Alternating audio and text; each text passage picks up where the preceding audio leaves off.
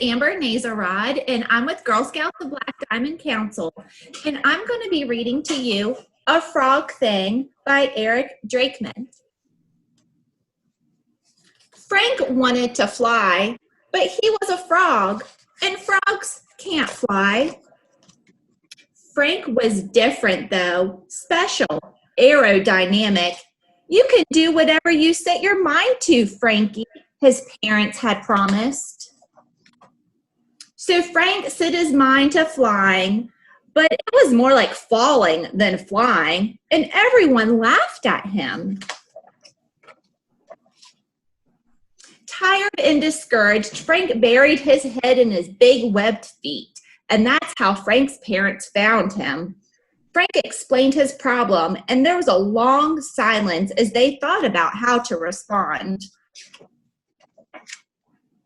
Frankie, started Frank's dad finally when he said that you could do anything you set your mind to. We meant any frog thing. See, flying is a bird thing, just like staying underwater forever is a fish thing. Yes, you should find a frog thing, said Mom, but I want to fly. I'm sorry, kiddo, but frogs can't fly, explained Dad. No, agreed Mom. We swim, we hop, but we don't fly.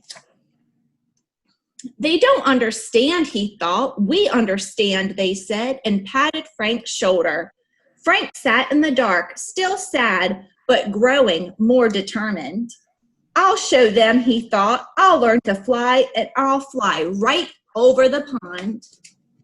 He jumped and ran and leaped and dove.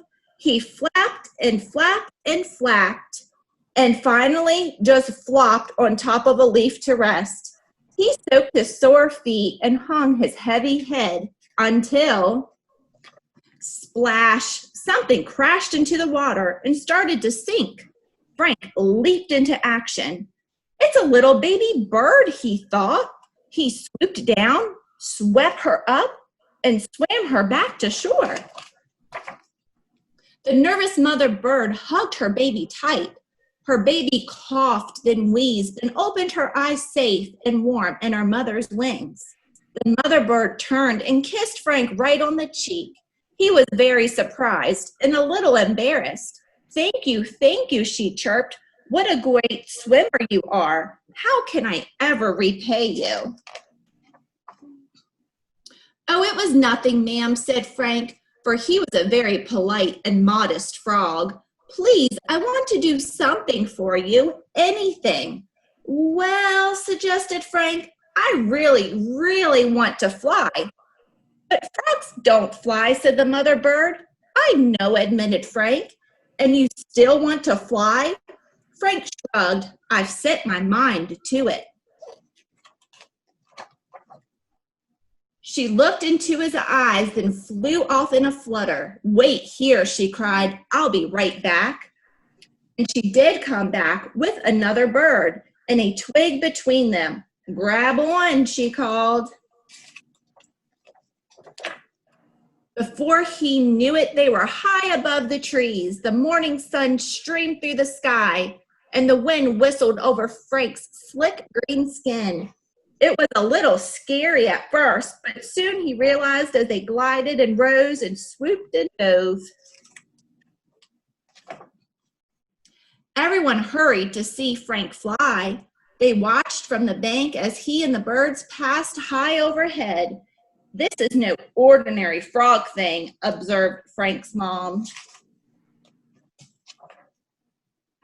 When their flight was finished, the mother bird pulled Frank close. You are a very special frog, she said, and with a whoosh of her wings, flew back to her nest. Breathless, Frank waved, thank you so much. Frank hopped home somehow lighter than before. On his way, he met his folks. Frankie, we saw you up there, Mom beamed. Fantastic, croaked Dad. You can do anything you set your mind to. Anything, agreed Mom. Well, any frog thing, maybe, Frank explained. The birds were the ones flying. I was just holding on. But I do think I could be one of the great swimmers. His parents smiled proudly as Frank joined his friends in the pond.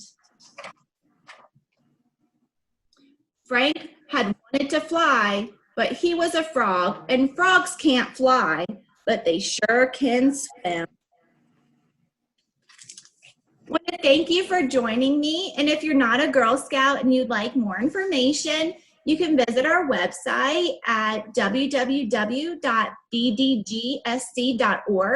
or call 304-345-7722.